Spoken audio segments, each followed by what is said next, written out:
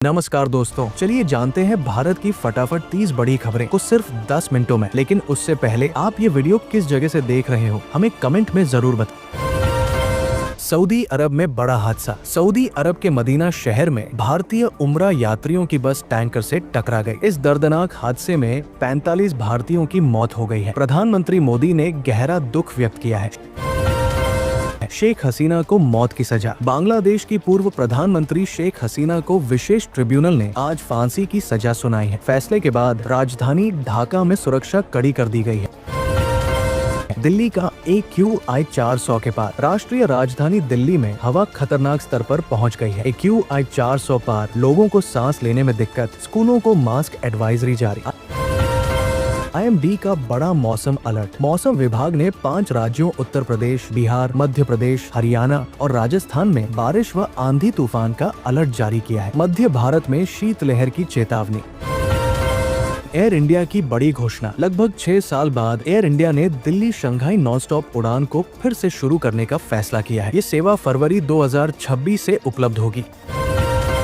Share बाजार में बढ़त। सप्ताह की शुरुआत के साथ सेंसेक्स और निफ्टी दोनों हरे निशान पर बंद हुए। निवेशकों में उत्साह। बैंकिंग और IT सेक्टर में तेजी। दिल्ली ब्लास्ट केस में NIA की कार्रवाई। दिल्ली में हुए हालिया विस्फोट मामले में NIA ने एक और संदिग्ध को गिरफ्तार किया है। कई राज्यों में छापेमारी से आतंकी नेटवर्क पर बड़ी जानकारी मिलने की उम्मीद।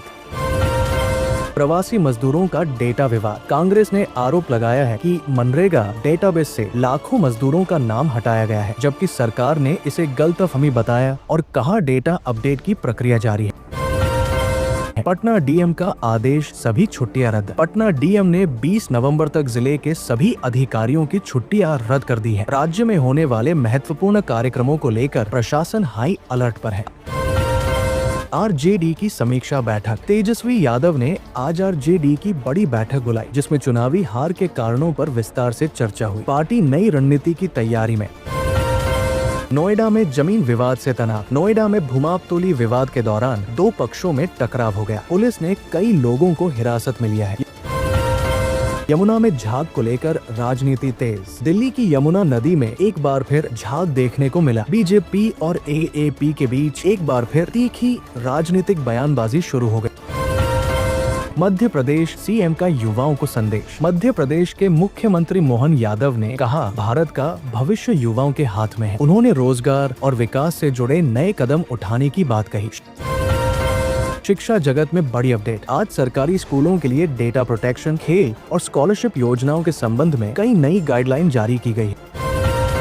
आज का पंचांग अपडेट। आज द्वादशी तिथि है। प्रदोष व्रत का विशेष महत्व और शुभ मुहूर्त की जानकारी भी जारी की गई। दिल्ली में व्यावसायिक वाहनों के लिए टोल भुगतान आसान। MCD जल्द ही FAS टैग सुविधा लागू करने जा रही है। अब 2 RFID टैग की जरूरत नहीं होगी।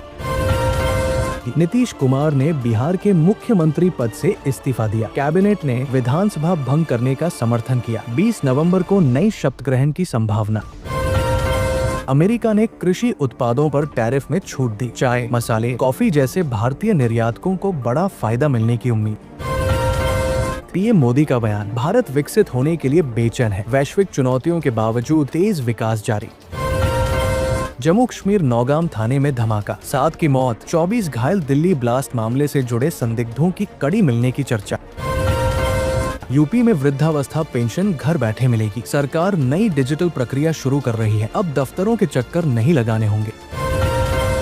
भारतीय रेल का बड़ा ऐलान। IRCTC नया ऐप लॉन्च करेगा। तेज टिकट बुकिंग और AI आधारित सुझाव मिलेंगे। एयर देहरादून हाईवे चौड़ीकरण 3000 करोड़ की लागत से 6 लेन बनेंगे। 20 नए अंडरपास प्रस्तावित।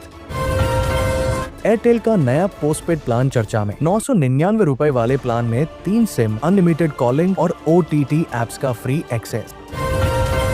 सुप्रीम कोर्ट का आदेश। कई नगर निगमों को स्मार्ट पार्किंग सिस्टम लागू करने के निर्देश। जल्द नया मॉडल आएगा।